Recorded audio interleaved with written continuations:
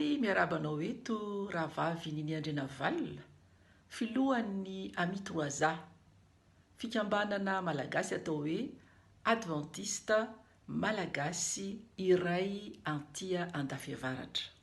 Izany hoe aty amin'ny Frantsa faritra avaratra izany. Koraka izany koa rahavavy Nicole dia faly miarabanao, ianao izay filohan'ny malagasy Adventiste avy eo amin'ny Frantsa atsimo. Miarahaba koa anao ry mpiaino ajaina, ny mpijery rehetra izay manatrika eto amin'izao fotoana izao. Na amin'ny alalan'ny Zoom izany, na YouTube, na Facebook. Efa misy maromaro antsika ny tonga eto ary mino fa mbola hitombo izany. Ka faly miarahaba anareo ny malagasy aty Frantsa, ny Mafasy ny Amito Roaza izay nifarimbona mikarakara izao fotoana izao. Faly miarahaba anareo rehetra, na ny avy any atsimo, na ny avy any avaratra, na ny avy any andrefana, na ny avy any atsinanana. Raha zoina dia maro no eto Frantsa nefa tonga, misy koa avy any amin'ny toeran-kafa izay mbola ho avy fa ny fantatra dia misy ireo mpiray-tandrazana antsika any Madagasikara izay efa hita tazana eto ka dia faly miarahaba anareo ary marika izany fifaliana izany. Dia araka ny fahafantananao an'izy ireo tsika rahavavy Nicole. Eny ary, manahoana daholo koa satria moa efa tonga aty ny fotoana izay nandrasana, mino fa efa liana fantatra ny programa angamba ny olona manatrika, ka mba azonao asiana teny kely ve rahavavy Nicole ny amin'ny fotoanantsika? Izay indrindra Nini, ny lohatenintsika dia manao hoe feno ny fanahy miatrika ny ho avy. Izay no velabelarin'ny pasteur Ratsara mandritra ny herinandro. Ka zany dia ijery ireo lohahevitra mandritra ny herinandro. Ny androany sabotsy zany dia ny hoe ho avy miatrika ny ho avy ampandresena. Dia hitantsika koa zany ny tohiny manaraka fa ny zavatra tokony ho fantatritsika dia nisan'ny larobia zany dia miato kely, dia toizantsika ny lakamisy, ny zoma ary ny sabotsy no mifarana. Hitanareo eto zany ireo lohateny maro samihafa, misy fepetra voalohany, faharoa, fahatelo, ny talata sy lakamisy, zoma, ary ny farany zany dia amin'ny herin'ny androany sabotsy 7 jona miatrika ny ho avy ampandresena. Ny fahafantarako azy dia atao amin'ny teny gasy daholo ny fotoana rehetra, ka raha ohatra misy olona mba te hanatrika nefa tsy mahay fitenintsika dia ahoana tokony ataon'izy ireo rahavavy Nicole? Misy mpikarakara mpandika teny amin'ny teny malagasy ka omenanareo ihany ny fepetra hoe fomba ahoana mazahoana an'izay teny frantsay izay fa tsy olana fa efa nokarakaraina izany fampitana ny toriteny sy ny zavatra hafa rehetra raha azo atao zany amin'ny teny frantsay. Dia raha ohatra misy olona mba te hametraka fanontaniana dia ahoana ny fomba ataon'izy ireo? Izay tonga eo amin'izay indrindra izao. Ao an'izay rehetra ao anatin'ny Zoom dia misy ny atao hoe converse. Converse raha manindra an'io converse io nareo dia mahita ary amin'ny ankavanana misy fomba azahoanareo manoratra, izany hoe raha misy fanamariana, raha misy fanontaniana dia afaka milaza eo ary naingaviana dia mba afaka koa nareo mba milaza hoe avaiza ny toerana misy anareo. Ao amin'ny YouTube koa ao anatin'ny YouTube dia misy natao hoe chat. Dia mirary takariva mahafinaritra ho antsika tsirairay avy. Eny ary Nini dia mirary koa herinandro conférence feno fitahiana ho an'ny rehetra. Misaotra tompoko.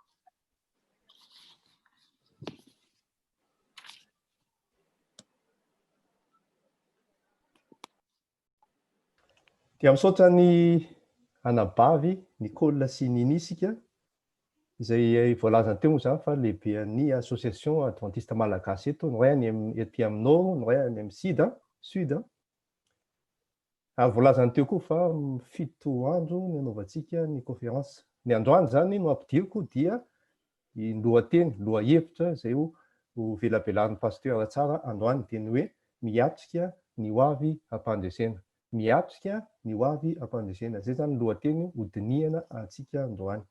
Ka mialohan'ny andresantsika ny chantème zany a, izay hoenitsika mandritra zany fotoana rehetra zany, dia mangataka ny Nicole ao ianao anao ny vavaka. Ao tianaka, ato any ako. Mangataka anao zany anao hivavaka. Hivavakatsika dia miaraka manondroka lohantsika. Tompoandriamanitra eo misaotra anao zay satria mbola nomenao tompon'andro, nomenao fifaliana miona amin'reto havanay maro be reto amin'izao fotoana izao andeha hanomboka ity conférence ity. Mangataka aminao zay tompo mba hitantana anay, hanokatra ny masom-panahinay mba hafantatra ny sitraponao, ary indrindra amin'ity fotoana ity mba engane ny tsirairay avy aminay mba azo fahazotoana, mba azo hery entina miatrika ny hoavy, fa izany tokoa ny lohateny izay hovelabelarin'eto. Dia misaotra tompo ny amin'ny fanatrehanao ny fotoana rehetra izay ataonao eto, noho ny anaran'i Jesosy. Amen. Amen. Misaotra anao Nicole, izao tsika dia ny hira fanevan'ity conférence mandritra ny herinandro ity. Teknisiana anareo.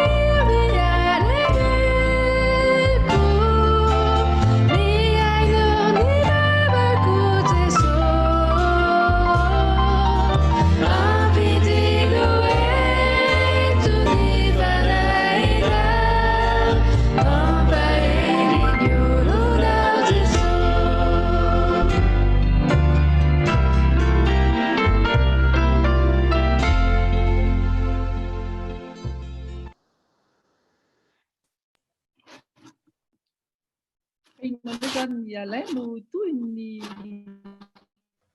taony chantème iny izay mampiseho antsika tokoa zany fanahy zany a, izay ireo dia averimbelintsika mandritra ny herinandro izay mahay azy. Manamafy izay efa voalazako teo aloha ny lohateny izay mbola horinesika ho an'izay mbola tsy tonga fa zao vao tonga, lohateny horenisika androany momba ny conférence zay ataon'ny pasteur Paul Lavatsara dia ny hoe miatrika ny hoavy ampandresena, miatrika ny hoavy ampandresena. Manaraka izany Nicole, tsy hoe ny sakafo ara-panahy ihany no azontsika amin'ity herinandro ity, fa misy zavatra hafa ihany koa izay ho hita ao anatin'izany, ao anatin'ny fandaharana rehetra. Azonao lazalazaina hoe momba an'izay?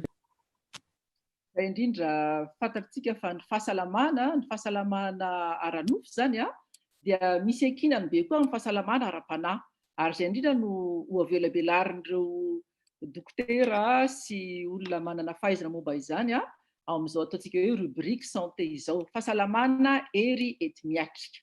Ka alohan'izay aloha, voalohany aloha dia misy karazana clip santé kely eo asehonareo.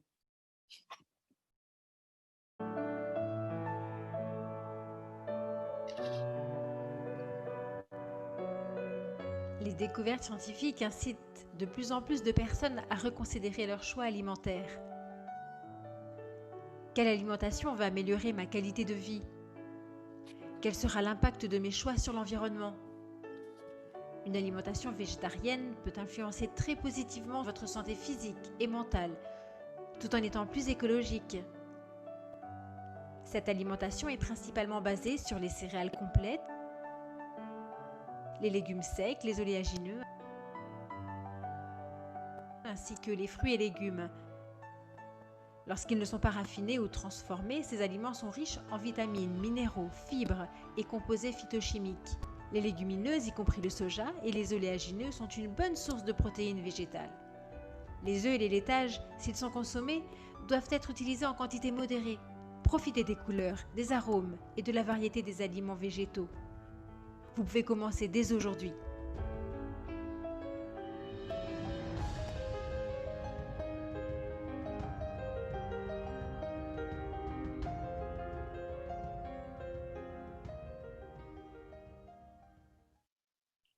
Toy izay voalaza izay raha sitrako Alain dia andeha antsika hijery kely ny atao amin'ity atao hoe New Start ity.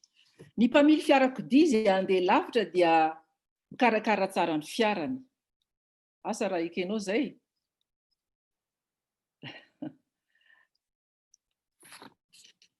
Tsara ngamba rasintsika feo ny Alain azafady. Dia rehefa mandeha zany ny mpamily fiarakodia dia rehefa andeha lavitra dia tsy mikarakara ny lasantsy, ny rivotra, ny rano, ny menaka, ny angovo, ny herinaratra, ny frein sy ny sisa. Zany rehetra zany dia hamariny ny ara-dalàna avokoa alohan'ny haingana. Ny tetsoan'ny mpamily koa dia mila homanina tsara, hanaja ny ankitoniny ary hanana fitokisana. Mitandrina tsara koa amin'ny fitondran'ny fiarany. Marina koa izany amin'ny lafiny zavatra amin'ny fiainantsika, hiatrika ny ho avy isika. Ho lalan-tsarotra no diavina ary mila tanjaka sery ety miatrika izany. Ny fitandrematsian'ny lalam-pahasalamana na ara-batana na ara-tsaina dia ampitombo ny herintsika.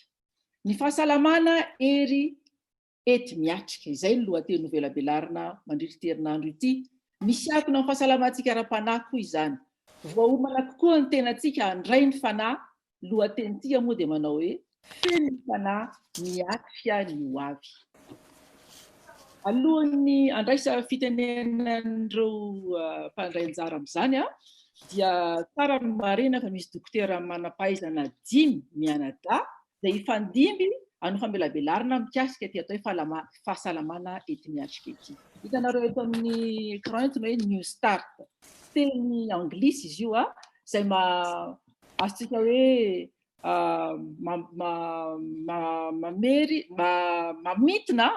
mamitina ny zavatra tiana ho velabelarina mandritra ny herinandro. Ao zany hoe N, nutrition,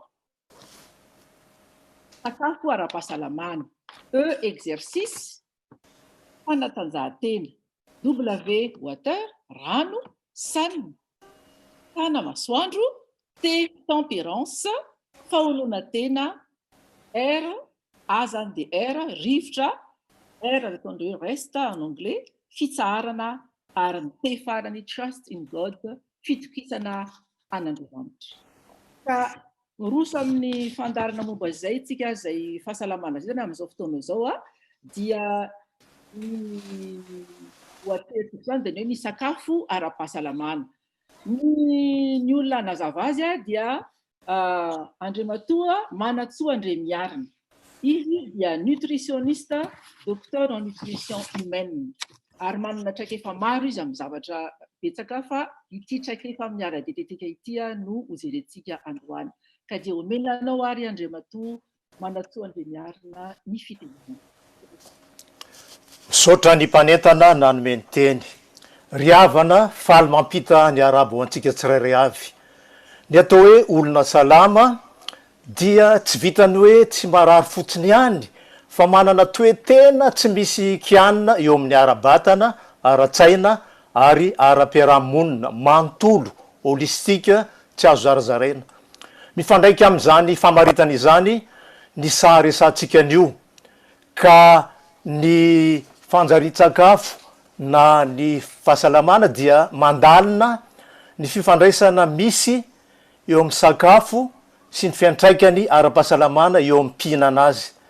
Maro karazana ireo anton-javatra miditra an-tsehatra, ao ny manaranaka, ray aman-dreny tratry ny diabetika na tratry ny fivondraka ohatra tsy manan-tsafidy ny taranaka.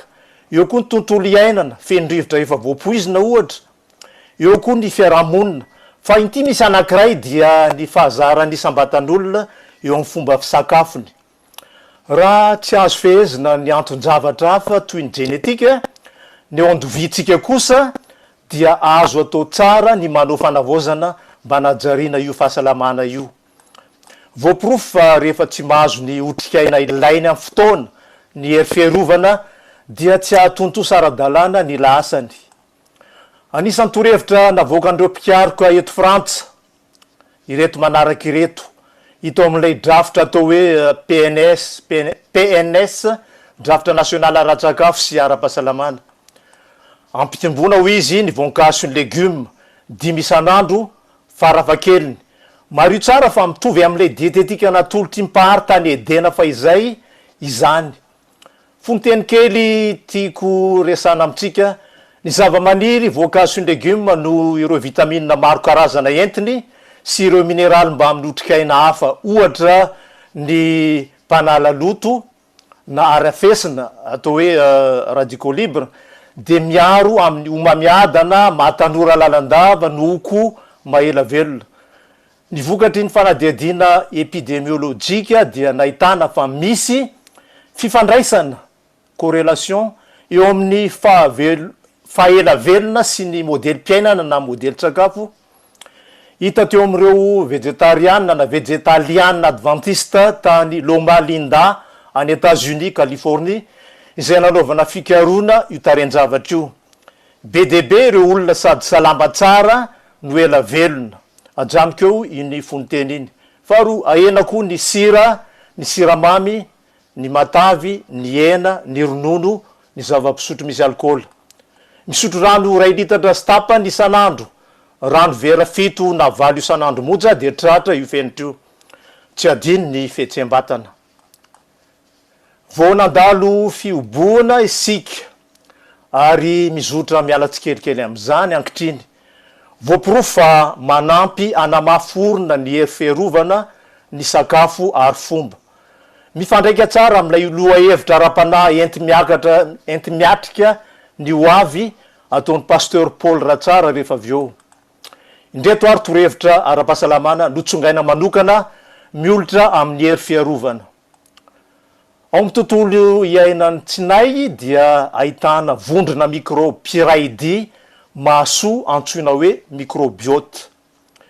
Rehefa salama tsara matsy ny tsinay dia zary mafiorina ny hery fiarovana. Ny hoe mikolokolo ara-tsakafo ny microbiote mira mamatsy azy amin'ny zava-maniry loharanona tsiratsira na fibra végétale atao hoe prébiotique. Entiny voankazo toy ny mananasy, manga, litchi, voasary. Entiny legioma toy ireo anana samihafa, ny ravitoto, ny ravitsondro, ny ravim-boatavo, ny tongolo sy ny toy izany. Entiny céréaly, eo amin'ny céréaly dia tsara raha mbola ahitana pombo raha azo atao. Ao ny katsaka, ny vary, ka ny vary mena dia tena amporisiana tokoa. Ny amin'ny haninkotrany indray dia isan'izany ny ovy anina miaraka amin'ny odiny potatoes. Ao koa ny voamaina de ny lojy, tsaramaso, soja, kabaro, pitipois, voanjobory. Karazan-tsakafo hafa mahasony microbiote. Ao reo legume voatetika fantatra amin'ny anaram-bositra hoe pickles, misy ny cornichon, na otra hafa ny antsaromanga hita any mahajanga. Ao ny choucroute, ao ny yaourt, koa iray na roa isan'andro de ampy tsara. Tsy adino am'izany ny kéfir. Otrikaina manaraka ny oméga 3. Ny oméga 3 dia singa tsy azo iodivirana entin'ny tavy végétaly sy ny trondro. Ny zarasany, izy io dia sady mampateza ny firafitry ny fontselan'ireo miaramila piaro no manaisotra koa ny fangirifirina mahery vaika anti-inflammatoire. Ireo sakafo mitondra oméga 3, ao ny zavoka, ny anandrano, ao koa ny voanamande, ao koa irony voana mahabibo zay ahitana betsaka azy any Madagasikara, antsoina hoe noix de cajou na korosy. Eo koa ny diluide végétaly mahasalama izay ventesina ao amin'ny haino aman-jery. Ao ny menaka azo avy amin'ny colza na koa avy amin'ny voanjo. Afa-tsy zany dia ao ireo trondro ahitana oméga 3 ao amin'ny taviny, toy ny sardine, ny tilapia, ny trondro gasy, izay samy mamatsy oméga avokoa. Tsy atao ambanin-javatra ny protéine. Otrikaina miavaka amin'ny maro izy io, no zarasany mpamboatra ny rava no ireo acide aminé maro ao aminy. Anika ilaina famatsiana protéine tsy miato ny rafitra fiarovana. Ireo sakafo mitondra protéine, ny vary moa toy ny céréaly hafa na ankontrana dia ahitana protéine ihany, saingy no ny tavolo entiny de mpanome angovo no ambentiny zarasany. Ny laoka kosa amin'ny malagasy no fantatra fa mpitondra protéine. Akoatry ny sokajy, hena, trondro, atody dia atao misimisy kokoa ny loharanona protéine avy amin'ny zava-maniry. Ny voamaina no tinkambara am'izany. Voatsela teto Frantsa dia voasokajy vondron-tsakafo mahaleo tena mihitsy ny voamaina toy ny tany Edena, satria zava-maniry loharano manan-karena amin'ny protéine toy ny lojy, efa voalazantsika teo, tsaramaso, soja, kabaro, pitipois, voanjobory. Topo-maso kely santionana sakafo hitanareo amin'io solaitra manjelatra io. Ampatsahivina kely aloha fa lazaina hoe ara-pahasalamana na voalanjalanja ny sakafo rehefa ampy tsara ny fatra, tsy kely na be loatra, rehefa hitao avokoa ny sokajy rehetra, hitao amin'ny alalan'ny loko noraiketina. Ny loko maitso ohatra dia manondro ny voankazo sy ny legioma, atao maro loko sy miovaova. Ao koa ny hoe tsy mandingana sakafo, manaja ny ora na fotoana fisakafoana, milamina sy mitsako tsara, tsy misakafo intsony rehefa tafala eo ambony latabatra. Ino kely angety, ny tsy ampy tampy sakafo iray de fenona sy ampifandanjana amin'ny sakafo hafa. Ny maraina, asa nanana fotoana kely, iny mofo gasy na vary sosoa iny de mitondra singa tavolo zay manana zarasa mpitondra angovo. Ny ronono sy ntorak'izany de mamatsy calcium, mpanamafy ny taolana. Ny voankazo na ny ranom-boankazo avy eo aminy de mitondra ny vitamine C, ny sira mineraly ary fibre. Vao maraina koa dia vatsiana rano ny vatana, ravim-boafotsy ny hitantsika eo, na rano madio tsotra na rano madio tsotra de mety koa. Ny antony dia ny mba azona manolo ny rano very tamin'ny alina no ny atsembona ka iarovana antova tsy angentana. Mitovitovy ny firafitry ny sakafo atoandro sy hariva, lasary karoty na lasopy, voatavo, mamatsy fibra sy vitamine ary mineraly ireo. Ny vary mena mamatsy tavolo mpitondra angovo sy fibra. Torak'izany koa ny anana, ny tsaramaso atao laoka ohatra dia mamatsy amina protéine. Hita hatrany ny mpamatsy calcium toy ny ronono na fromage. Ny tsindrin-tsakafo hita eo moa de ny mofo baolina sy ny mananasy na mapaza de tena ilaina amin'ny fatrantonona tokoa. Ny rano na rano vola moa de efa fantatsika ny lasany. Azo atao tsara riavana ny misotro rano mandritry ny sakafo na maraina na atoandro na hariva. Tsy misy pirofo ara-pikaroana milaza fa tsy mahasalama izany. Risaka iza isany mbola mivezivezy ny coronavirus angamby ianao mironana sy manontantena hoe inona tokony ataoko voandorenesitsika teo fa azo mafisina amin'ny alalan'ny ay baiko ny sakafo na dietetika ny hery fiarovana ao anatitsika ny vaovao mafaly de ty safidy tena tsara ny fikajiana ny fahasalamana amin'ny fitantanana ny aondovie hoy aho lafy ny fivoizana ny toe-pahasalamana amin'ny alalan'ny fomba fiaina ara-dietetika no naseho androany dietetika ho ansalama koa dia mirary fahasalamana feno sy tanteraka ho anao zao ary dia ajantsika hatreo ny velakevitra koa dia mampita ny mandra-piona amin'ny hoavy manaraka indray angambe misaotra tompoko misaotra anao manatsoa andre miarina amin'izany fanazavana fohy kanefa tena mavesa-danja ary tena misy hoentina mody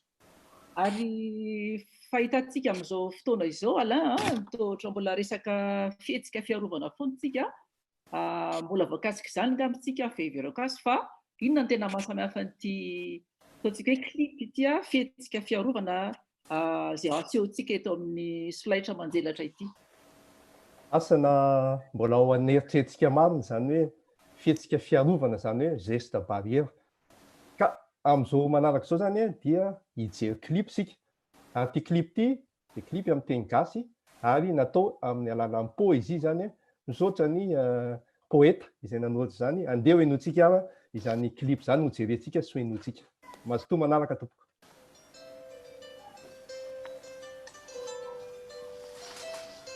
anenina raha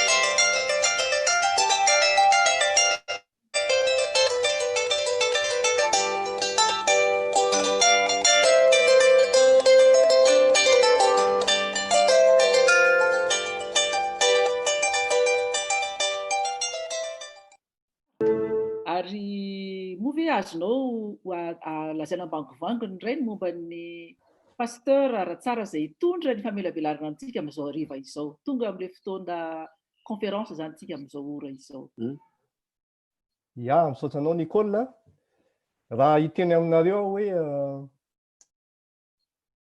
Nouvelle-Zélande de inona ny tonga ao tsainareo voalohany Nouvelle-Zélande bon tsy afaka any amarina rehefa hoteneniko All Blacks izay malaza amin'ny atao hoe rugby manaraka zany amin'izao fotoana izao any Nouvelle-Zélande any ny décalage horaire antsika dia zao adiny 10 manelanelana antsika France sy Nouvelle-Zélande izao zany vao mangiran-dratsy any amin'ny pasteur zao vao avy amin'ny fo mihitsy pasteur io amin'ny enina maraina zao any amin'ny zareo dia isorana anao pasteur manaraka zany pasteur Paul Lansara dia zao olona tia vavaka izy ary makamamy ny tenin'Andriamanitra anisan'ny mpanao conférence iraisam-pirenena koa izy ary mazava ho azy fa teolojiana ihany koa 7 amby 30 taona niasany ary mazava ho azy ihany koa fa efa maro ny andraikitra no tanany nandritra 7 zay 7 taona napiely boky izy na mpianatra baiboly efa filohan'ny departemanta maro ihany koa ary efa mpitatana asa teo amin'ny sehatra maro samihafa efa filohan'ny filakevim-pitondran'ny fikambanana mpapiely baiboly malagasy izy zany hoe tany Madagasikara zany fandahateny amin'ny fandarana amin'ny televizion ihany koa izy ary tsy tao Madagasikara ihany izy niasa fa natsona ihany koa missionnaire filohan'ny fiangonana tany Congo rehefa nanaraka ny conférence izay nataontsika dia efa nitantarainy ny zavatra nitranga tany Congo tamin'ny taona 470 fa tao anatin'ny fotoana niady izy no nanao izany fitantanana ny fiangonana adventiste tany izany ary voalazany fa efa saiky namoy ny ainy mihitsy izy tamin'izany kanefa isaorana tompo fa mbola miaraka amintsika izao ihany izy ankehitriny efa filohan'ny fiangonana adventiste tany amin'ny tapany atsimon'ny continent africaine sy ny ranomasimbe indiana koa izy division de l'Afrique australe et de l'océan Indien nandritra ny fotoana naharitra taona 5 ka hatramin'ny taona 9 zany hoe teo amin'ny 1 taona tao izy no nitatana izany division tany Afrika izany ary ny membre tamin'izany fotoana nitatana izany dia fito hetsy sy iray tapitrisa ka lasa nandritra 1 taona zany lasa 9 hetsy sy 3 tapitrisa Andriamanitra ny asa anisan'ny fitaovana nampiasainy tamin'izany ny pasteur sy ireo mpiara-miasa aminy marobe tao Afrika tao ankehitriny izy dia amin'ny aranofo dia efa misotro ronono izy zany hoe efa retraité fa amin'ny ara-panahy kosa izy dia zao hitantsika izao mbola matanjaka ary mbola mijoro tsara afaka ny anao ny filazana ny an Jesosy sy ny fanafainganana ny fiaviany anisan'ny manentana na manetsiketsika retraite spirituelle izy ary manentana ao anatin'ny fifoazana ara-panahy ihany koa mandrisan'ny herinandro isaky ny any amin'ny kontinanta maro be any ary amin'izao fotoana izao pasteur Ratsara Sotra dia président ministère ny teny frantsay moa zany président du ministère de soutien officiel de l'Union des fédérations de l'église adventiste de l'océan Indien ao amin'le hoe Unis pour prier izy zany no filohany zany ministère izany ka ny ray aman-drentsika pasteur moa zany dia anisan'ny mpanao marathon raha amin'ny ara-pahajanjahantena marathon fizika zany ary ny marathon ara-panahy koa dia mbola vonona trany izy ka dia zao pasteur omenanao ny fitenenana andinika ny lohahevitra ray tsika androany miatrika ny hoavy ampandresena anao ny fitenenana pasteur koa voalohany indrindra zany araka ny voalaza teo dia fisaorana mitafitafy no atolotsika an'Andriamanitra noho ny fotoana izay nomeny antsika amin'izao fotoana izao manaraka an'izany dia isaorantsika ihany koa ireo mpandrindra n'izao fotoana izao dia ireo adventiste any Frantsa atsimo sy avaratra ary miara-miasa amin'ny maro ihany koa dia isaorana be dia be isika ny amin'izany manaraka an'izany izay lehibe dia lehibe tokoa dia ny fiarabana antsika rehetra tonga manatrika an'izao fotoana izao isaorana ihany koa moa ny mpanolotra sy ny mpandrindra ary ireo nandray anjara tamin'ny lafiny ara-pahasalamana ary ao ihany koa ny ara-teknika efa mirindra dia mirindra izany isaorana be dia be nareo rehetra koa fisaorana zany no atolotra antsika menakavy ka ny rarintsika dia mba hitondra fahasoavana lehibe izao conférence izao fiaraha-mandinika ny tenin'Andriamanitra izao dia angatantsika zany ny tompo mba ampahery atsika ary ny lohahevitra lehibe zay dinitsika mandritra nyity herinandro ity moa dia lefa voalaza teo manao hoe miatrika ny hoavy feno ny fanahy Ary ny loahevitra lehibe izay dinina amin'ity androany ity dia ny hoe miatrika ny hoavy ampandresena. Koa noho izany dia mangataka antsika mba hanomboka andray anyloantsika hivavaka isika.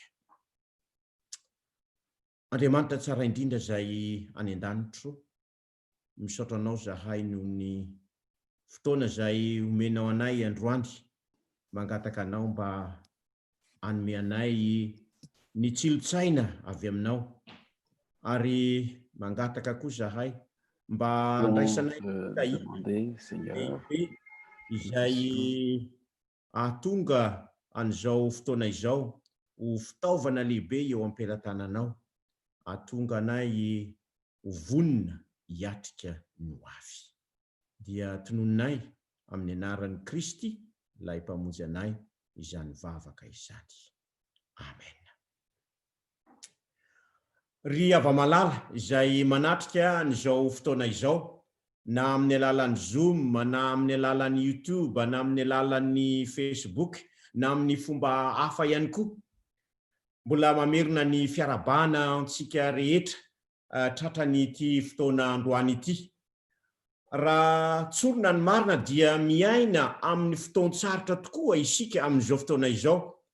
Raha tsy laza fotsiny angamba fa tsy ny Covid-19 isika, ny tsy mikoaretina corona, dia efa azo lazaina fa ao anatin' izany fahasahiranana izany ateraky ny izany tsy mikoaretina izany, eo amin'ny lafiny sambatan'olona, eo amin'ny lafiny atao eo amin'ny fianakaviana, eo amin'ny atao hoe fiarahamonina. Ary izao tontolo izao aza dia efa ataontsika hoe sahiran-kevitra ny amin'izany, mitady ny fomba izay azahoana hiatrena an'izany, satria misy akony izany, na eo amin'ny lafiny ara-pahasalamana izany, ampalahelo fa misy ireo izay efa namony ainy mihitsy, ary Andriamanitra dia ny tsiraray avy. Manaraka an'izany dia ao koa ny eo amin'ny lafiny ataontsika hoe misy ny tratrany tsy fahasalamana, entsika mibavaka izy ireny, ahatonga antsika mba ahatonga azy ireny ho ahazo izany fahasalamana izany. Ao ihany koa ny eo amin'ny lafiny ara-piarahamonina, eo amin'ny lafiny ara-tsaina, eo amin'ny lafiny ara-ekônômika, izany rehetrarehetra izany dia misy akony izany, ary miteraka fahasahiranam-tsaina izany amin'ny lafiny maro samihafa. Ao ihany koa ny ataontsika hoe korontana eo amin'ny lafiny ara-sosialy, izany rehetrarehetra izany mahita avokoa any États-Unis, any amin'ny toerana maro samihafa, na any amin'ny ataontsika hoe any Europe izany, na Nouvelle-Zélande aza, na any amin'ny toerana maro samihafa, dia ahitana izany rehetra izany. Izany hoe zany ny ankehitriny dia misedra olana isika, kanefa koa ny hoavy vao maiky aza, satria tsy fantatra izany hoavy izany.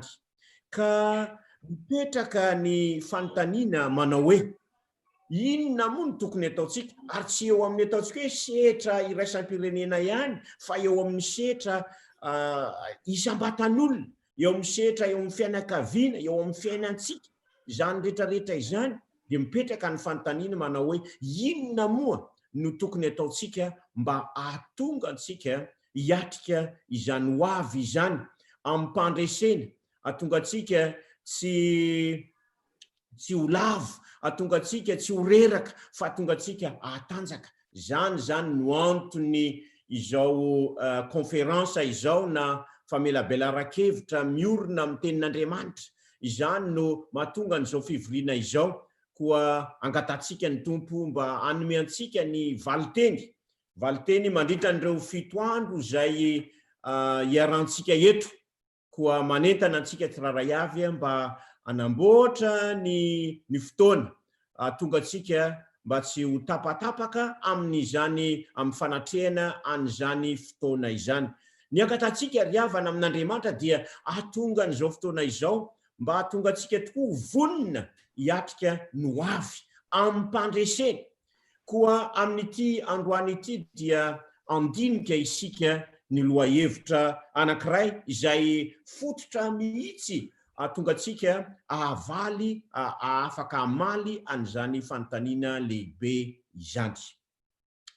Ka ny tantara ny lehilahy anankiray ao amin'ny tenin'Andriamanitra, ny apôstôly, izay tsy iza fa ny apôstôly Petera, no andraisantsika ny lesona lehibe eo amin'izany hoe ahoana moa no atonga atsika anana an'izany atao hoe fandresena izany.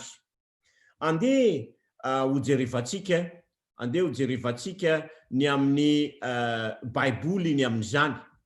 Koa eto zany dia ahitantsika hoe miatrika ny hoavy amin'ny mpandresena. Ka izao manasantsika mba anokatra ny baibolitsika ao amin'ny Matthieu, misy ihany koa moa zany eo amin'ny écran, dia hitantsika eo ao amin'ny Matthieu 9:20, ny andininy 7:90 ka hatramin'ny andininy 1:70 no ahitantsika tantara anankiray izay tantarany Petera. Petera dia zao no voalaza eto. Ary Petera nipetraka teo ivelany, teo an-kianja, dia nanatona azy ny ankizivavy anankiray ka nanao hoe, ianao koa nomba an Jesosy ilay Galiliana, fa izy nandà teo anatren'izy rehetra ka nanao hoe tsy azoko izay lazainao. Ary no niala eo am-bavahady izy dia nahita azy ny ankizivavy anankiray ka nilaza tamin'izay teo hoe ity koa nomba an Jesosy avy any Nazareta. Ary nandandray tamin'ny fianianana izy ka nanao hoe tsy fantatro zany lehilahy zany. Ary no niafaka kelikely dia nanatona izay nijanona teo koa ka nanao tamin'ny Petera hoe marina tokoa fa namany reny ianao, fa ny fiteninao miampanganao. Dia vao niozona sy nianina izy ka nanao hoe tsy fantatro izany lehilahy izany. Ary niaraka tamin'izay dia nisy akoho nanina. Eto zany dia lazaina amintsika ny zavatra nitranga. Jesosy Kristy raha nilaza tamin'ny mpianany izy ireo, ny amin'ny hoe izy dia tsy maintsy ombona amin'ny hazo fijaliana, tsy maintsy andalo fitsapana. Dia hoy Petera hoe reo rehetrarehetra reo, zany hoe reo apôstôly namany, manao hoe reo rehetrarehetra reo izy mety mandao anao amin'ny sarotra, fa izaho kosa na ny haiko azy dia afoiko, tsy andao anao mihitsy na oviana. Kanefa rehefa tonga zany ny fitsapana dia lasa narefo dia narefo izany Petera izany. Tsy afaka niatrika ny ankehitriny izy, ary tsy afaka niatrika ihany koa ny hoavy. Zay zany ny zavatra mipetraka teo aminy. Lasa narefo i Petera, lasa tsy afaka nijoro izy teo anatreny zavatsarotra izay natreny. Kanefa tateoriana, zany hoe latsaky ny 2 volana, latsaky ny 2 volana tateoriana, dia nisy fiovana be tamin'izany Petera izany. Andenge hojerevantsika ny voalaza ny tenin'Andriamanitra momba an'izany raha mamaky isika ao amin'ny asan'ny apôstôly, ka ny toko 4, raisika ny ao amin'ny asan'ny apôstôly ao amin'ny toko 4, dia ahitantsika ny fiovana zay tsy nampoizina izany. Raha mandinika an'izany isika ao amin'ny raisika ao amin'ny asan'ny apôstôly toko 4, ny andininy 7:20, dia zao no voalaza atongotsika amin'ny andininy 7:30 azy. Dia zao no hitantsika eo, ary no nahita zany hoe zany eo amin'ny 2 volana teo taoriana ny trangany zavatra nampalahelo hoe ny apôstôly Petera zany dia nandà hoe tsy nalala ny Jesosy, hoe za dia tsy mahafantatra mihitsy, na dia nilaza fotsiny. Nilaza zany olona hoe ianao namany satria hita amin'ny fiteninao fa ianao avy any Galilia ianao, dia nandà izy. Dia zao ny zavatra nitranga rehefa afaka amin'ny 2 volana. Dia zao, ary no nahita ny fahasahin'ny Petera sy Jaona izy Zany hoe reo mpitondra fivavahana ny Sinedriona tamin'izany fotoana izany, ny mpanapaka tamin'izany fotoana izany. De zao ary no nahita ny fasahin'i Petera sy Jaona izy, sady nahalala fa tsy mba mpahay lalàna, na nampianarina izy roa lahy, de gaga izy ary fantany tsara fa efa niaraka tamin'i Jesosy izy roa lahy. Lasa gaga zany izy reo. Ary ny andininy fa 20, ny andininy fa 20 sy ny manaraka hatramin'ny andininy fa 20, ary ny antso azy izy ka nandrara azy tsy hiteny na mpianatra amin'ny anaran'i Jesosy intsony. Fa Petera sy Jaona kosa namaly azy ka nanao hoe, tsara anareo na marina eo mason'Andriamanitra na tsy, ny anaiky anareo mihoatra ny Andriamanitra, fa izahay tsy maintsy milaza izay zavatra efa hitanay sy renay. Hita zany eto fa niavaka, nisy nampiavaka azy be, ohatrany fanohitra mihitsy. Teo aloha Petera natahotra na zazavavy azy izay mpanampy tao amin'ny toerana io nilaza hoe ianao koa mba anisany. De nanday izy, nandany Jesosy tsy ndray mandeha, tsy ndroa mandeha, fa intelo be zao mihitsy no nandavany Petera an Jesosy. Fa eto eo anatrehan'ny Sinedriona, mpanapaka lehibe izay nanompo an Jesosy Kristy tamin'ny maty, tsy natahotra i Petera sy Jaona. Ary tateoriana azy ao amin'ny toko 5 zay alefantsika ary amin'ny écran. De zao no voalaza rehefa nirarana zany izy ireo hoe anareo aza manao an'izany mihitsy, aza mitory an'izany tsony, aza mitory an'izany Jesosy izany. De zao no voalaza amin'ny Asan'ny Apôstôly toko 5 ny andininy fa 7 ka hatramin'ny andininy fa 9. Ary rehefa nentiny dia napetrany teo anatrehan'ny Sinedriona ireo, ary ny mpisorona be nanontany azy ka nanao hoe, efa noraranay mafy de mafy ianareo tsy ampianatra amin'izany anarana izany. Kanjo indro efa nifenonareo ny fampianaranareo Jerosalema, ka tianareo ankinina aminay ny ran'izany lehilahy zany. Fa Petera sy ny apôstôly namaly ka nanao hoe, tsy namaly zareo, eny ary fa dia alao ialana tokoa fa sao de voaombo amin'ny azo fijaliana koa tsika, satria reto ange no nanombo an'i Kristy tamin'ny azo fijaliana. Fa izao no valiteny izay nomeny Petera sy ireo apôstôly hoe, Andriamanitra ny tokony ekena mihoatra noho ny olona. Andriamanitra ny tokony ekena mihoatra noho ny olona. Izany hoe tsy natahotra zany i Petera sy ireo namany apôstôly. Mahagaga zany zavatra izany. Petera sary tahotra be, narefo de narefo, kanefa fotoana tateoriana eo amin'ny roa volana lasa tsy natahotra nizanizy, fa dia niroso tamin'ny fitoriana ny filazantsara. Nijoro, tsy azo nampitahorona.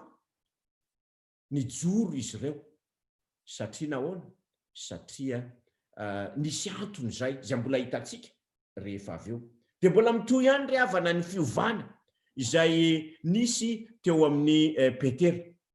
Andraso ange hitantsika ao amin'ny Asan'ny Apôstôly ihany toko 12. Ao amin'ny Asan'ny Apôstôly toko 12 dia voalaza fa nampidirina amponja Petera. Zao ny voalaza eto. Ary tamin'izany andro izany, Heroda mpanjaka nanintsitra ny tanany ampahory ny sasany tamin'ny fiangonana, ary izy namono an Jakoba rahalany Jaona tamin'ny sabatra. De zao ny voalaza eto amin'ny andininy 7. Ary rehefa hita ny fasitraky ny jiosy izany, dia nandroso ny sambotra ny Petera koa izy. De zao araky ny hitantsika eto de nampidiriny an-tranomaizina izany. Andininy 5. Ary Petera nambenana tao an-tranomaizina ary ny fiangonana nahery nangataka tamin'Andriamanitra ho azy. Zany hoe Petera zany eto dia lasa sa ka nefara taminy hoe nampidirina amponja mihitsy izy, kanefa na izany aza dia tsy nanda izy tamin'izany. Ary nandritra n'izany fotoana izany dia lasa nanana hery lehibe teo amin'ny fitoriana ny filazantsara. Andenge jerevantsika reo andininy vitsivitsy izay milazan'izany, indro Petera amin'ny toko faharoa amin'ny asan'ny apôstôly toko faharoa, ary raisitsika ny andininy faha 1 sy ny andininy faha 2, zao no fanambarana eto. Ary izay nandray tsara ny teniny dia natao batisa, ary tokony ho 3,000 ny olona vao nanampy ho isan'ny tamin'izany andro zany. Ary izy ireo naharitra tamin'ny fampianaran'ny apôstôly sy ny fiombonana sy ny famakiana ny mofo ary ny fivavahana. Zany hoe nitoriteny zany Petera, dia zao toriteny anankiray fotsiny dia efa nahazo olona eo amin'ny 3,000. Nisy zavatra mahagaga niova zany ny fiainan'ity lehilahy ity. Ary hita tamin'izany ihany koa ny zavatra goavana, ny asa lehibe izay nataony makany amin'ny asan'ny apôstôly toko 5 isika, ary ny andininy faha 7 dia zao no fanambarana eto. Ary vao maika nisy olona maro koa na lahy na vavy izay niny ny tompo nanampy ho isany. Ny andininy faha 12 vakitsika izany, ka dia nentiny teny an-dalambe aza ny marary, ka napetrany teny ambony farafara sy fandrina, mba hisy ho azony tandindon'ny Petera hay raha mandalo izy. Zany hoe nanjary nampiasan'Andriamanitra tamin'ny fomba manokana i Petera, ilay lehilahy zay narefo dia narefo teo aloha, dia lasa natanjaka, nandresy, niatrika ny hoavy, niatrika ny ankehitriny, ary niatrika ny hoavy izy tamin'izany. Ka mipetraka ny fanontaniana manao hoe inona moa natonga an'izany fahalemena izany. Ary rehefa avy eo tsika dia andinika riavana ny amin'ny hoe inona natonga an'izany hery izany, ary zany no ataotsika mba ahaizana ny afantarana ny atao hoe tsy ambaratelo ny fandresena, azahoana miatrika ny hoavy ampandresena. Inona moa natonga any Petera no nalemby, natonga azy nanda an Jesosy? Inona natonga an'izany zavatra izany? Satria ilaitsika ho fantatra izany mba ahatonga antsika hiala amin'izany, satria zava-doza izany hoe manda an Jesosy, tsy amin'ny mangingina fotsiny fa ampabe maso nanda an Jesosy. Inona natonga an'izany zavatra izany? Ary rehefa avy eo, inona natonga azy ho niova, satria andraisantsika lesona izany. Raisitsika ny ao amin'ny Lioka, raisitsika indray zany ny baibolitsika, ary eo amin'ny écran ihany koa no ahitantsika an'izany. Zao no voalaza eto.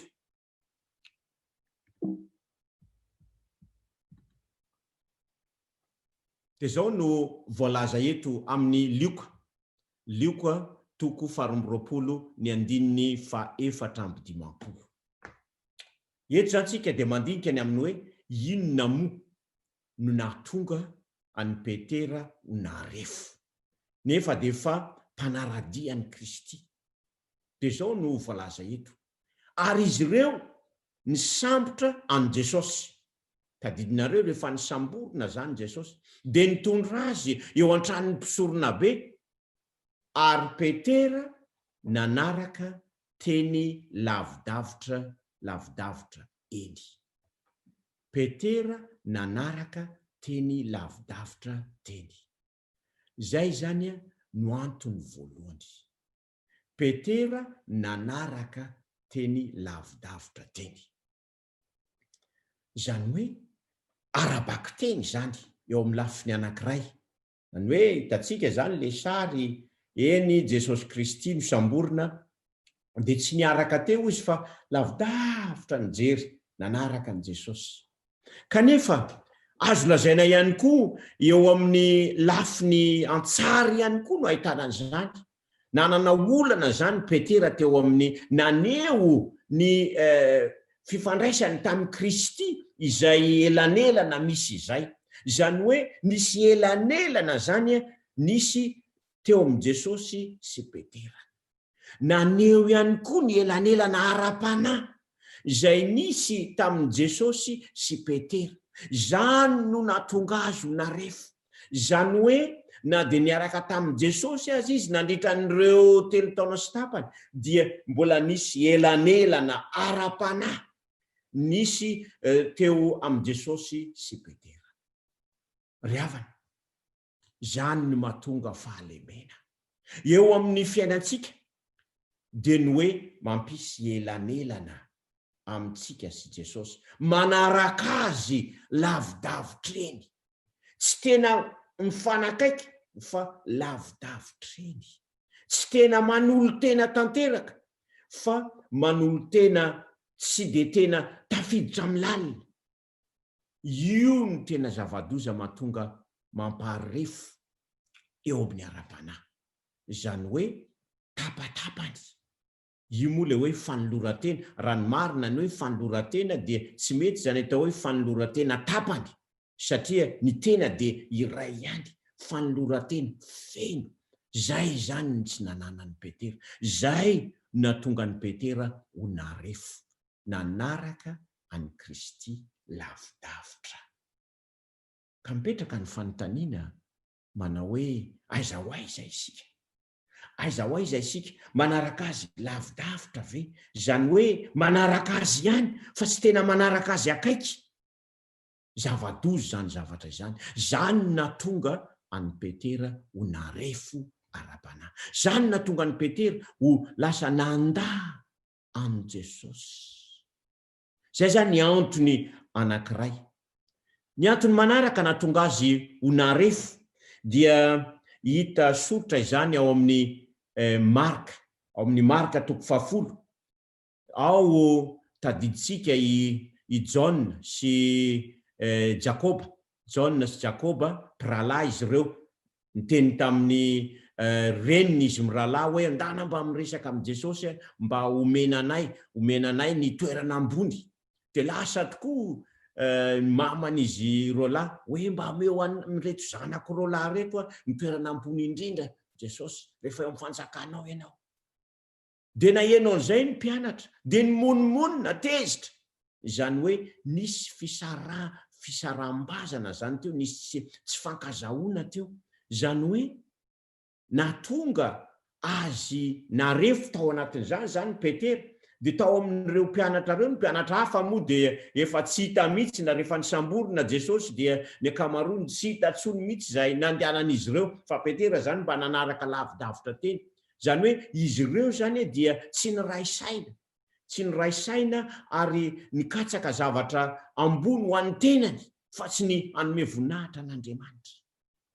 Koa izay nahatonga any Petera ihany koa ho narefo satria tsy nisy tao amin'ny fony zany, tsy nisy an'izay fakatiavana izay, tsy nisy an'izay firaisan-tsaina izay.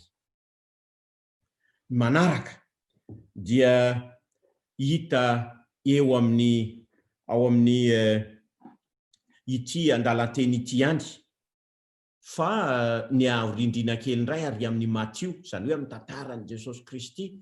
Ary raha mandinika isika ao amin'ny Matio, ao amin'ny Matio 4:20, raha nivavaka Jesosy. Ao amin'ny Matio zany 4:20 ary ny 9:70 sy ny 9:20 ray no jerefantsika.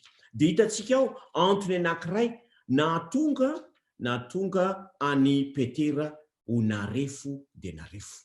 Zao nge ny Hitantsika eo amin'ny jerentsika indray zany eo amin'ny écran. Inona ihany koa no natonga any Petera ho narefo. Zao no voalaza eto.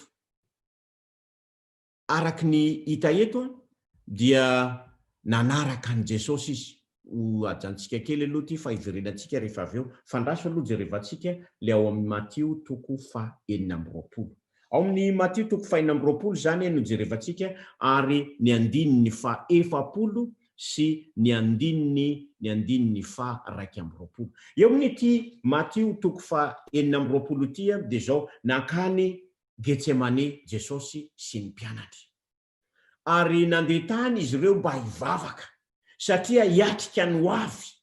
Ny hoavy zany eto dia ny anombohana an Jesosy Kristy amin'ny hazo fijaliana. Dia nandeha Jesosy niaraka tamin'ireo mpianatra.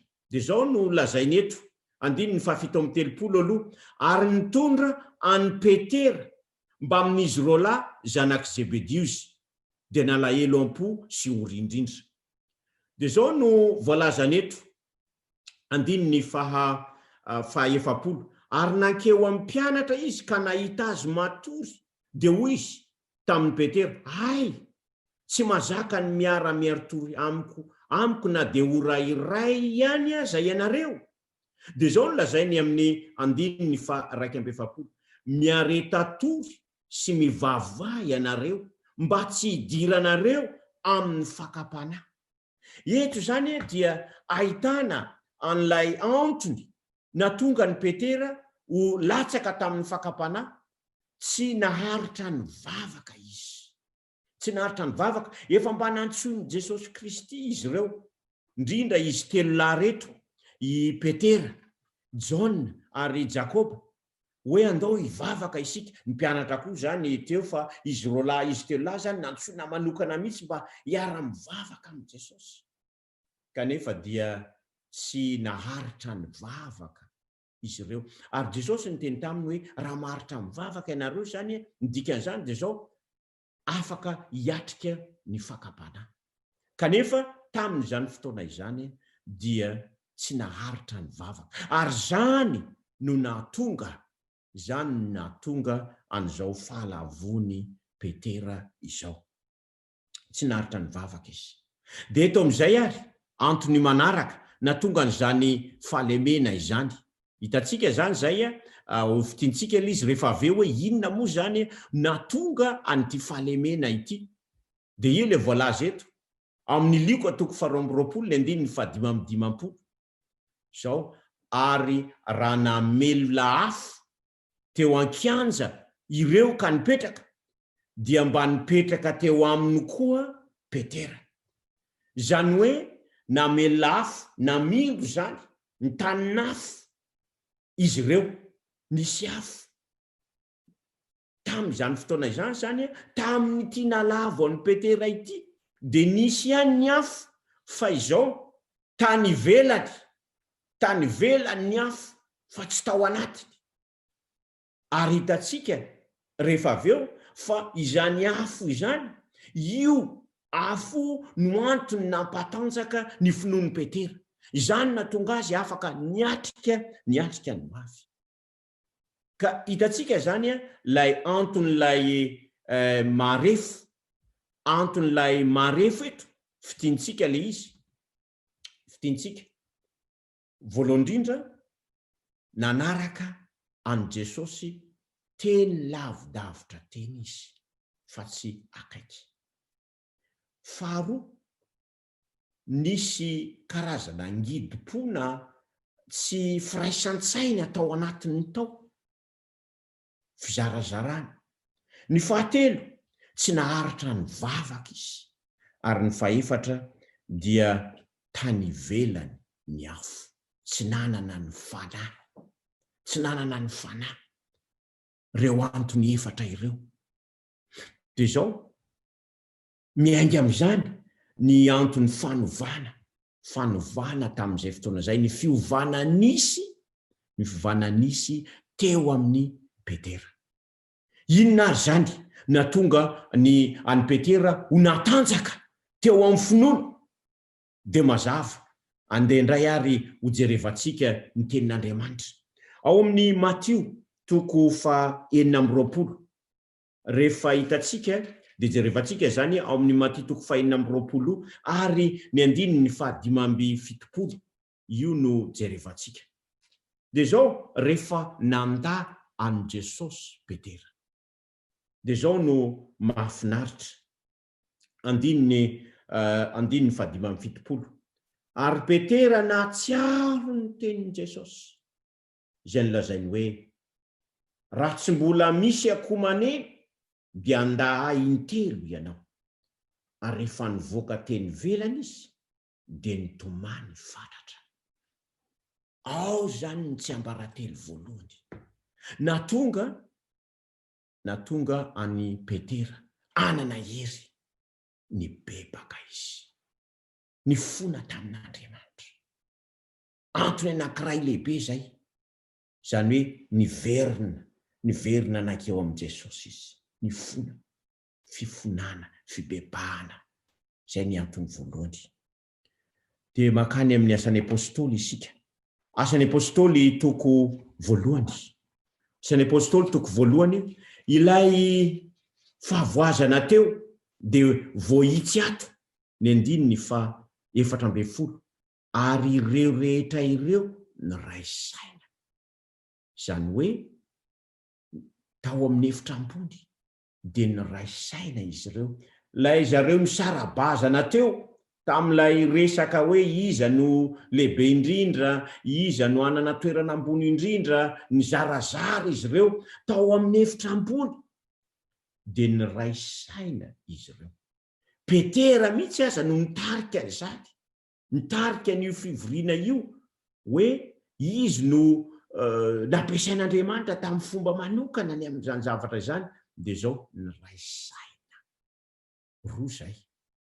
Ny fahatelo dia hita eo ihany amin'ity 5:40 ity naharitra ny vavaka.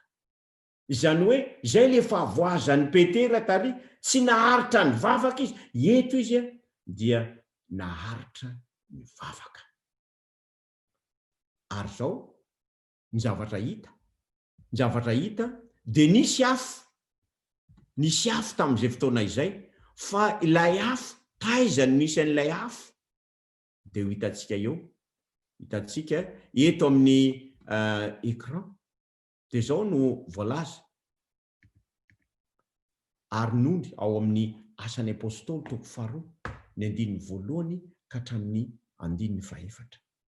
Ary no nitonga ny andro Pentekosta dia teo amin'ny fitoerana iray izy rehetra ary nisy feo tonga tampoka avy tany an-danitra toy ny rivotra mahery mifofofofo ka nanenika ilay trano ny angonany ary nisy lela maro mitarenafo niseho taminy izay nizarazara ary nipetraka tamin'izy rehetra isan'olona izany ary samy feno ny fanahy izy rehetra. Samy feno ny fanahy izy rehetra ka dia niteny tamin'ny fiteny maro samihafa arak'izay nampitenena ny fanahy masina. Hitantsika eo zany ny tsiambaratelo lehibe izay natonga nyity fiovana ity. Tao ny fibebahana, tao ny firaisan-tsaina, tao ny faharetana mivavaka ary tao ny fahafenony ny fanahy. Ao ny tsiambaratelo lehibe indrindra. Ry havana, ity fanandraman'ny Petera ity dia malaza eritreritra. Ohatrany mampatahotra le izy amin'ny lafiny anankiray satria sao dia mba lasa mandà an Jesosy koa isika. Sao dia mba isika koa no manaraka azy eny lavidavitra eny. Sao dia kristianina ihany isika kanefa tsy tena izy, tsy tena manaraka azy akaiky dia akaiky ary dia mahatonga antsika arefo dia arefo izany. Ary sao dia lay afo ny fanahy eo ihany fa ivelany izany afo izany fa tsy feno ao. misy tantara anankiray ty tany Afrika no nisehony. Nisy zany Europeanina lasa nakany Afrika izy moa dia mpizahatany, ary ny mahafinaritra azy dia ny mahafinaritra azy zany dia ny mandeha mijery ny zavatra zay mbola tsy de tena fijeriny maro, de nanapa-kevitra izy fa hiditra any amin'ireny ala mikitroka any Afrika ireny, hoe inona moa tena ao anatiny ao, tena mba tiany jerena mihitsy zany amin'ny tenany. De zao lasa izy namorona ekipa, niantso olona hiaraka aminy, ry lavalava ihany ny dia, de lasa izy ireo namorona ekipa, de misy moa ny mpitarika ny atao hoe mpitari-dalana na guide miaraka amin'ireo mpitondra entana sy ny maro, de ekipa anankiray mihitsy zany lasa, de nandeha izy ireo nakany ala mikitroko.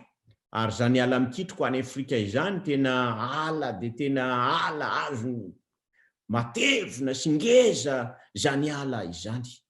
De lasa izy ireo, de zao rehefa nandeha ndray andro teny am-pandehanana teny, dia nanontany an'ilay mpitarika ilay Europeanina, orsea, misy zavatra tsy mazava amiko ity zavatra hitako ty, fa ino zay patron?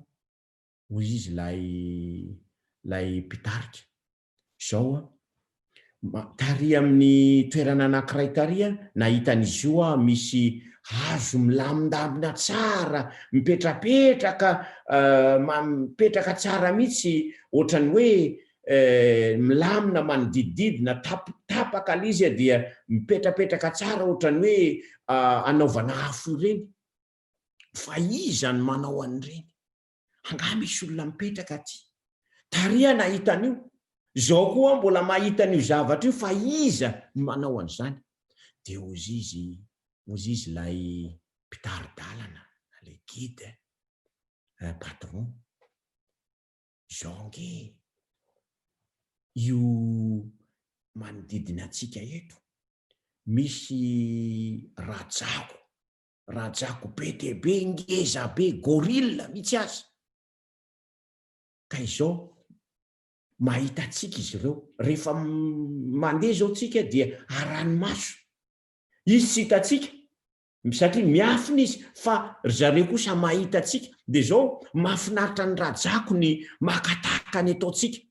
De hitan'ny patron isaky ny arivotsika, satria mankatsika amin'ny arivo, de zao mamelona afo isika, de manangona kitay, de ataotsika ohatrany ataotsika mitangorona izy eo, de mampirehitra afo isika, de manodidina n'io afo isika manafana tena.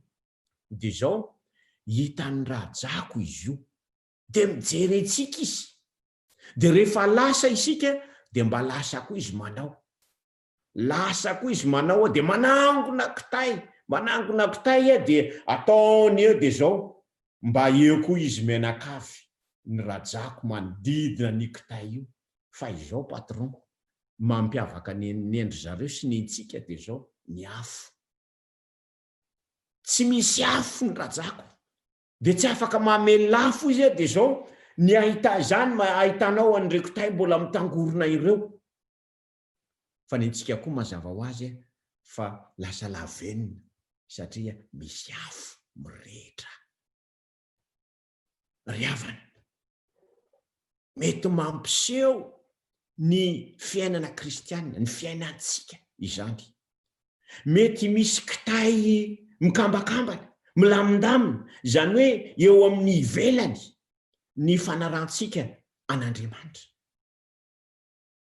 Mety mihira isika, mety mamaky ny baiboly isika, mety mandray anjara isika eo amin'ny programa maro isan-karazany, manao ny fomba rehetrarehetra isika. Fa izao raha tsy misy ny afo ny fanahy masina izany, dia ho tahaka ny reto kitaina angonina izay tsy nirehitra, satria tsy nisy afo zany rehetrarehetra izany. Ry havana, mba hahatonga atsika afaka hijoro, hiatrika ny andro sarotra, dia tsy maintsy manana ny afo ny fanahy masina isika.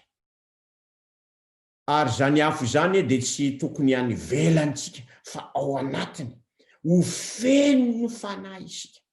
Zany ny tsy ambaratelo azo antoko ahatonga atsika afaka hiatrika ny afy ampandresena.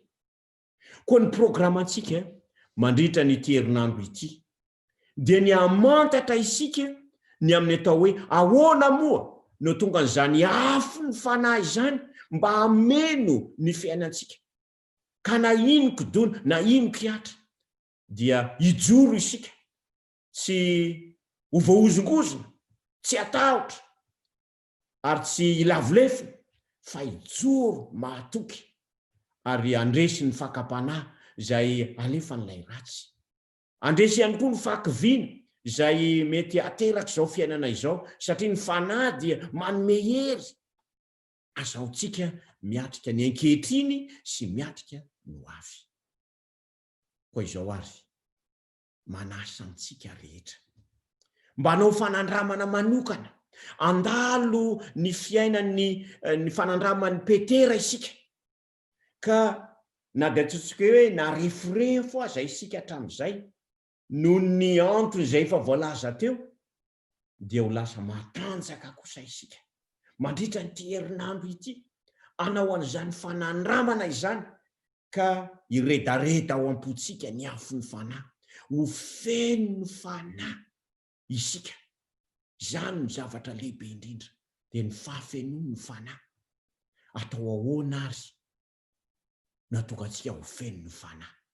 Loha hevitra vitsivitsy izay hodinintsika mandritra ny herinandro no hamaly an'izany fanontaniana izany, ka aoka mba ho voaentana isika, aoka amboarina ny fotoanantsika, dia mba ho tonga isika hanatrika.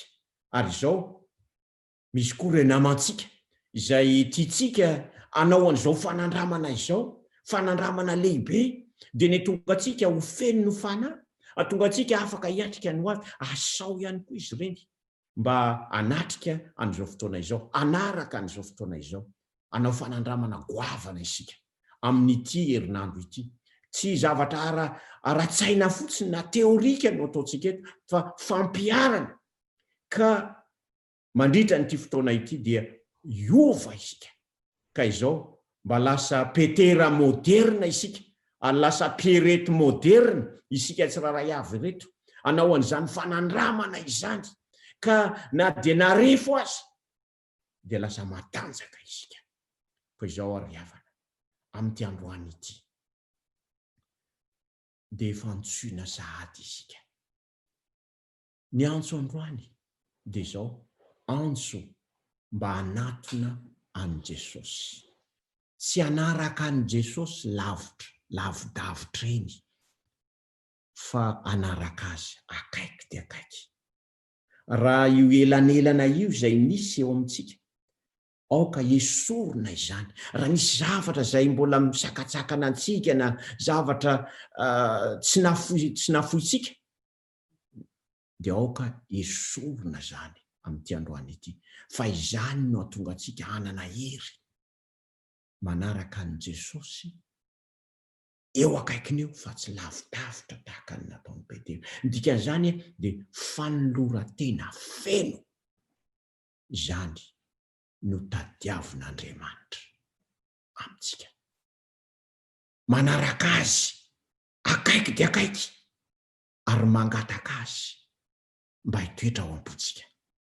Fa izany no fototra izay atonga antsika ho feno ny fanahy. Ka tapa-kevitra ve isika amin'ity androany ity? Any amin'ny toerana misy antsika tsiraray avy any, tapa-kevitra ve isika hanolo tena tanteraka ao an'Andriamanitra ary anatona azy, tsy lavidavitra eny intsony, fa eo aminy, entoraka mihitsy eo aminy, ary Kristy andray antsika izy, ary dia anana an'izany hery izany isika. Fantatro fa manana an'izany fanapa-kevitra izany isika, koa mangataka atsika mba anangana ny tanantsika zay tapa-kevitra amin'ity androany ity ny fahasoavan'Andriamanitra fa anaraka azy tsy lavidavitra eny tahaka ny Petera fa anaraka azy kosa akaiky iantoraka eo aminy anolo-tena tanteraka ao an'Andriamanitra. Misaotra antsika rehetra andeha ry isika hivavaka,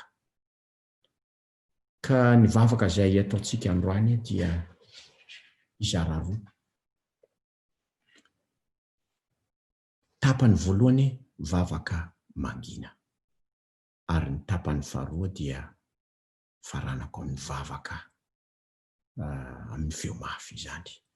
Ao am-pahanginana nanaovantsika vavaka mangina, ka izao manatona azy isika, manatona ny Kristy, ka mentoraka eo amin'ny manolo-tena. Andeha ary hivavaka mangina isika.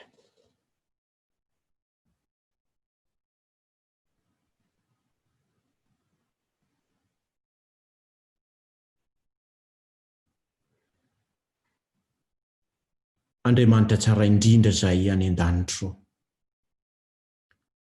indreto izahay mahatsapa tokoa izahay reto fa mazana manaraka anao eny lavidavitra eny. Mifona aminao izahay, fa efa manatona anao izay ankehitriny. Raiso izahay, Tompo, ekeo ny fanoloran-tenanay, ary arovy izahay mba tsy handahanao fa hanaiky anao kosa. Kanana ny fanandramana izay nandalovan'ny Petera tamin'izy niova, ka lasa matanjaka ary miatrika no avy. Misaotra Tompo malalo, satria efa namaly izany ianao. Amin'ny anaran'i Jesosy. Amen.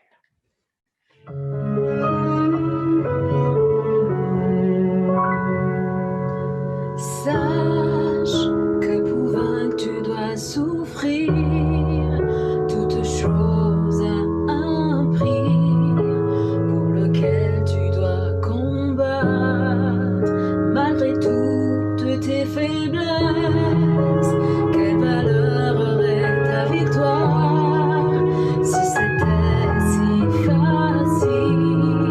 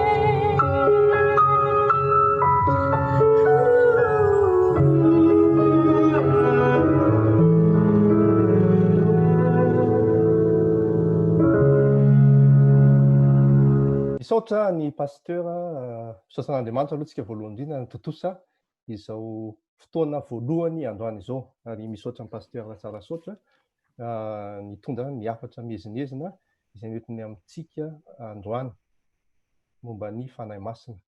Ary hono Nicole, inona indray no afatra hoentina enona rapitso? Ny afatra enontsika rapitso dia mitondra ny lohateny hoe ny fanahy masina sy ny asany. Araka rehefa lazain'ny pasteur ratsarantsika teo dia manasa antsika indray hiverina rapitso. Eo amin'ny New Start indray momba fahasalamana dia momba ny exercice na fanatanjahantena, ka ny docteur Robjon Abraham no hitondra ny famelabelarana amintsika. Hono Nicole, raha vao tsikaritro dia za nahita fa misy tsy lazaky ny roa zao nanaraka antsika tany Amerika tany. Misy koa ny Madagasikara maromaro, dia misaotra antsika rehetra manasa antsika hatrany mba mbola anasa ireo tapaka sy namana izay fantatsika anaraka indray ny fandarana rapitso amin'ny fitora sy sasany. Ka izay no amarana antsika azy, manao veloma antsika indray mirahasoa ho antsika rehetra saona Nicole. Dia manao veloma antsika rehetra tompoko dia mahazo torimaso soa finaritra dia rapitso indray tsika mioneto amin'ny fito sasany hariva. Sao ny namana azy mbola tsy mahafantatra. Ho an'ny pasteur moa zany dia bonne journée pasteur, satria andro mangiran-dratsy any aminao zao. Dia misaotra tompoko, misaotra indrindra Andriamanitra ny omba antsika rehetra. Misaotra betsaka pasteur. Misaotra tompoko. Misaotra tompoko.